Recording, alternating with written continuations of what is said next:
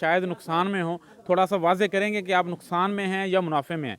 जो भी हकीकत है वो आपने बतानी है, ताकि जो देखने वाले नाज़रीन हैं वो बछड़ा फार्मिंग में आएँ तो सोच समझ कर आएँ। अच्छा, मुझे ये बताइएगा, बहुत सारे फार्मर हैं वो बछड़े तैयार करने के बाद स्लॉटर हाउस जाते हैं, वहाँ पे स्लॉटरिंग करवा के गोश्त के हिसाब से बछड़े सेल करते हैं। और बहुत सारे ऐसे फार्मर हैं जो लाइव वेट पे अपने फार्म से ही उठवा देते हैं, जिस तरह ये बछड़े हमने आपसे ख़रीदे हैं और इनको पकड़ा जा रहा है। मैं हूं आपका मेज़बान इनाम अंसारी यूनिवर्सल टॉपिक से। आज की वीडियो के अंदर भाइयों को बछड़ा फार्मिंग के हवाले से मालूमात दी जाएगी। इस वक्त हम मौजूद हैं मुजफ्फरगढ़ में, और यहाँ पर एक भाई के पास आए हैं जिन्होंने बछड़े तैयार किए थे। हाफिज़ मुश्तरका कारोबार की टीम पूरे पाकिस्तान से तैयार बछड़े और तैयार कट्टे ख़रीद रही है, तो इसलिए इस भाई से हमने ये बछड़े परचेज़ किए हैं जो कि पकड़े जा रहे हैं, और इनकी अभी लोडिंग भी शुरू हो जाएगी। तो इनसे मुकम्मल मालूमात लेते हैं कि इन्होंने ये बछड़े कब ख़रीदे, कितनी देर अपने फार्म पे रखे, इनको खुराक क्या दी, वैक्सीन कौन कौन सी की, ईच एंड एवरीथिंग पूछी जाएगी। मेरी आप भाइयों से गुजारिश है, जिन्होंने अभी तक यूनिवर्सल टॉपिक को सब्सक्राइब नहीं किया वो सब्सक्राइब कर लें और बेल आइकॉन का बटन दबा दें, ताकि आप भाइयों को रोज़ाना की बुनियाद पर हमारे चैनल के ज़रिए इन्फॉर्मेटिव और मालूमाती वीडियोज़ मिलती रहें, और आप भाइयों की फार्मिंग आसान भी होती रहे और मुनाफा बख्श भी होती रहे। तो भाई के पास चलते हैं मुकम्मल जी। अस्सलाम वालेकुम जी वालेकुम अस्सलाम। भाईजान, सबसे पहले अपना नाम बताएं और अपने फार्म की लोकेशन बता दें। जी मेरा नाम आसिफ राव है और ये हम हैं खानगढ़ में, डिस्ट्रिक्ट मुजफ्फरगढ़ से 18 किलोमीटर ये कराची रोड पे है। अच्छा आसिफ भाई, ये बताइएगा, आपको बछड़ा फार्मिंग करते हुए कितना अरसा हो गया? जी प्रॉपर तो मेरा ये पहले ही फ्लॉक है, तो पहले थोड़ा बहुत एक्सपीरियंस रहा है, लेकिन प्रॉपर ये पहला फ्लॉक हमने डाला है। अच्छा, ये पहला फ्लॉग है आपका, तो ये आपने कितने बछड़े डाले थे और इनकी परचेजिंग आपने कहाँ से की थी? ये हमने 18 बछड़े डाले थे स्टार्ट में, और परचेजिंग इसकी डिफरेंट मंडियों से, छोटी मंडियाँ हमारे करीब हैं, शाहजमाल की मंडी, रूला वाली की, चौक कुरैशी की, तो ये डिफरेंट मंडियों से थे, और कुछ हमने मुल्तान से भी किए थे। अच्छा, ये बताइएगा, जो आपने ये जानवर ख़रीदे हैं, ये आपने अंदाजे से लिए थे या कांटे पर तोल के लिए थे? जी ये हमने अंदाजे पे ही लिए थे, ये वाले हमारे टोटल अंदाजे पे ही आए थे।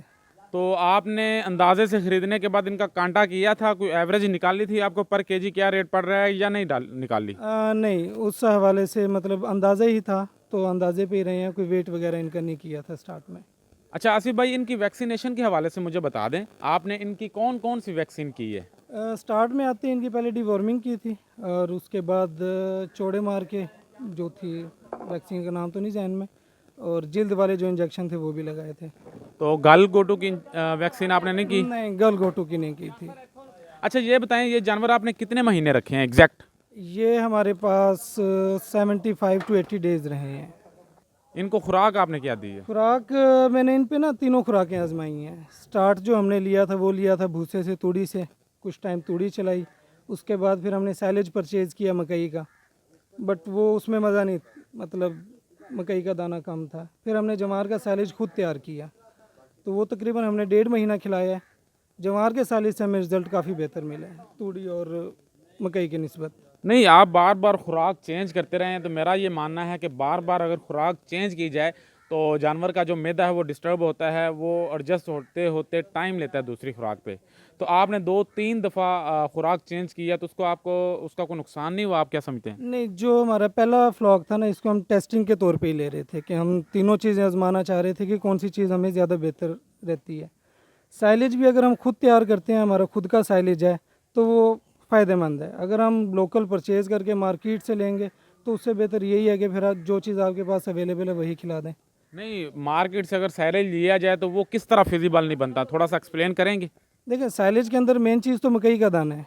अगर आप मार्केट से परचेज़ करते हैं, उसकी क्वांटिटी ना होने के बराबर, इवन कि जो हमने साइलेज मंगवाया था उसके अंदर बाद में जो बीज वाला दाना होता है वो ऐड किया हुआ था, वो डाला हुआ था, मतलब सख्त साइलेज के अंदर सख्त मकई का, और वो भी जो बीज वाला होता है। तो मेरा ख्याल है कि अगर आप परचेज़ करते हैं तो परचेज़ करने वाला आपके लिए फ़ायदेमंद नहीं है। सही है। तो आप ये बताएं, आपने 2-3 दफ़ा खुराक चेंज की है, तो मेरे ख्याल में तो फिर आपने 2-3 दफ़ा अगर खुराक चेंज की है, आपका पहला फ्लॉग है, तो आप मुनाफे में नहीं होंगे, शायद नुकसान में हो। थोड़ा सा वाज़े करेंगे कि आप नुकसान में हैं या मुनाफे में हैं। जो भी हकीकत है वो आपने बतानी है, ताकि जो देखने वाले नाजरीन हैं वो बछड़ा फार्मिंग में आएँ तो सोच समझ कर आएँ। देखिए, जो पहला फ्लॉग था, जैसे मैंने पहले आपको बताया, मैं टेस्टिंग पे था, प्रॉफिट की तरफ मैं देख ही नहीं रहा था। मेरा ये था कि मैं परचेजिंग देखूं। अब मुझे एक चीज़ पता चल गई है कि परचेजिंग कैसे करनी है। सेकंड चीज़ मुझे क्लियर हो गया कि मैंने खुराक क्या खिलानी है। तो अगर ये मेरा बराबर भी जाता है तो मेरे लिए फ़ायदेमंद है। अच्छा, आपको क्लियर हो गया कि आपने खुराक क्या देनी है, तो ज़रा वाज़ेह करेंगे कि आपने कौन सी खुराक देनी है और कितनी देनी है अगले व्लॉग में? जी, बिल्कुल खुराक में साइलेज ही देना है, पर खुद का तैयार करदा। मकई का या जवार का? मकई का सीज़न है तो अब मकई अवेलेबल है और वो मुझे सस्ती भी पड़ जाएगी, तो मकई का ही। ज्वार का जैसे ही आएगा, तो अगर वो ज्वार मुझे मकई से सस्ती पड़ती है, बेहतर पड़ती है रेट में, कॉस्टिंग में, तो फिर मैं उसकी तरफ से जाऊँगा। तो वंडा आप खुद बना रहे हैं या कंपनी का यूज़ कर रहे हैं? नहीं, वंडा हम कंपनी का यूज़ कर रहे हैं। किस कंपनी का वंडा यूज़ कर रहे डेयरी विजन पाकिस्तान, उनका वंडा हम मीट पैलेट यूज़ कर रहे हैं और वो हम स्टार्ट से वही यूज़ कर रहे हैं, अभी तक वही चल रहा है। हैं? तो क्या आप समझते हैं वंडा अच्छा है या वंडा आप चेंज करेंगे? मेरा ख्याल है कि अगर मैं नुकसान से बचूंगा तो वो वनडे की बेस पे ही बचूंगा। तो वनडा मुझे जो मेरी एक्सपेक्टेड थी, जो रिज़ल्ट मैं चाह रहा था, वनडे ने मुझे वो रिज़ल्ट दिया। यानी कि वनडे का रिजल्ट अच्छा था। अच्छा, मुझे ये बताइएगा, बहुत सारे फार्मर हैं वो बछड़े तैयार करने के बाद स्लाटर हाउस जाते हैं, वहाँ पे स्लाटरिंग करवा के गोश्त के हिसाब से बछड़े सेल करते हैं। और बहुत सारे ऐसे फार्मर हैं जो लाइव वेट पे अपने फार्म से ही उठवा देते हैं, जिस तरह ये बछड़े हमने आपसे ख़रीदे हैं और इनको पकड़ा जा रहा है। तो रीज़न क्या है, आप लाइव वेट पे क्यों दे रहे हैं और स्लाटर क्यों नहीं जाना चाहते? देखिए, दो चीज़ें हैं। एक तो जैसे मैंने पहले ही तीसरी बार बता रहा हूँ आपको कि टेस्टिंग कर रहा था, ठीक है।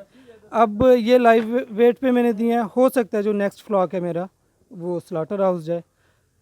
आपकी डील क्या होती है स्लाटर हाउस वाले के साथ, ये डिपेंड करता है, क्योंकि न्यू फार्मर जो भी जाएगा स्लाटर हाउस वाले के पास, उसको थोड़ी सी मुश्किलात लाजमी आएंगी।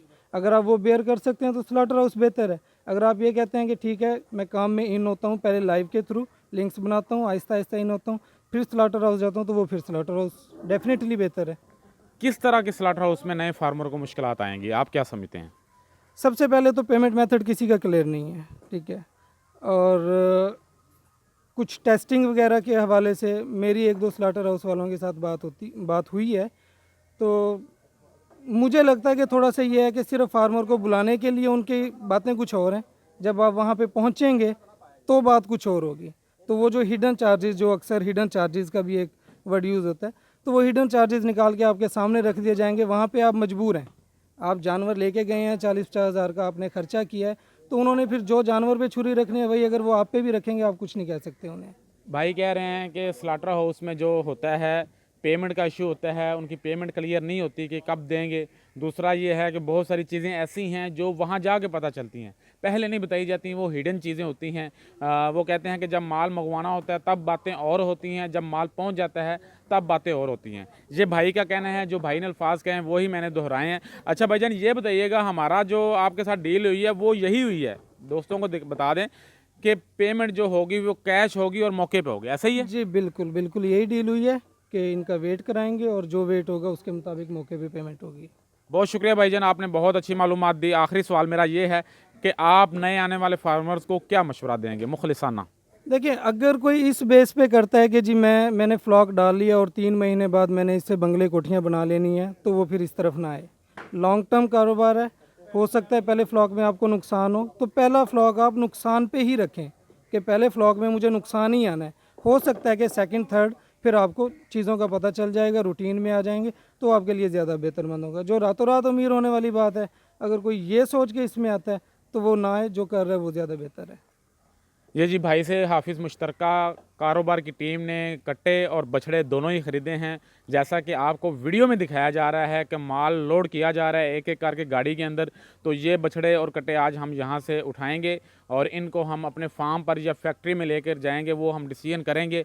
मुजफ्फरगढ़ हम आए हुए हैं, यहाँ से हम 2-3 जगह से इंशाल्लाह माल उठाएंगे। जो माल उठाएंगे आप भाइयों को उसकी मुकम्मल इंशाल्लाह वीडियो मिलेगी और अपडेट भी मिलेगी। मेरी तमाम भाइयों से गुजारिश है, जिन्होंने अभी तक यूनिवर्सल टॉपिक को सब्सक्राइब नहीं किया वो सब्सक्राइब कर लें और बेल आइकान का बटन दबा दें, ताकि आप भाइयों को रोज़ाना की बुनियाद पर हमारे चैनल के ज़रिए इन्फॉर्मेटिव और मालूमाती वीडियोज़ मिलती रहें और आप भाइयों की फार्मिंग आसान होती रहे। आज के लिए इतना ही, अल्लाह निगहबान।